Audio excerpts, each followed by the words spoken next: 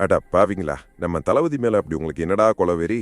நம்ம ஜனநாயகன் படத்தோட சென்சார் போர்டுக்கு ஆஃபீஸில் பார்த்தீங்கன்னா அந்த ஆஃபீஸர் கையில் வச்சிருக்க கத்திரிக்கோலை பார்த்தா அவர் படத்தை மட்டும் இல்லை டைரக்டரை சேர்த்து வெட்டிடுவார் போல அந்த மாதிரி இருக்கு.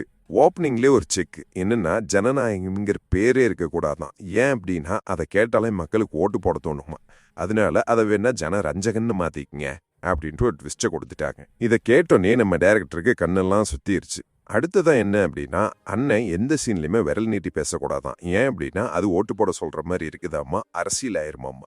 அதனால எல்லா சீன்லயும் அண்ணன் பாக்கெட்டுக்குள்ள கை வச்சுட்டு அடிக்கிற மாதிரி தான் இருக்கணுமா. என்னடா உங்க அரசியல்? அடுத்ததா ஊழல்ங்கிற வார்த்தையே இருக்கக்கூடாதா, வேணும்னா அதை தூக்கிட்டு உளுந்த வடைன்னு மாத்த சொல்றாங்க. படத்துல அண்ணன் ஊழல் ஒழிப்போம் அப்படின்னு சொல்றதோட உளுந்த வடைய ஒழிப்போம்னு மாத்த சொல்றாங்க. பயங்கரமான ஆக்ஷன் சீன்ல சைக்கிள்ல காத்து இல்லாம தான் ஓட்டணும் அம்மா.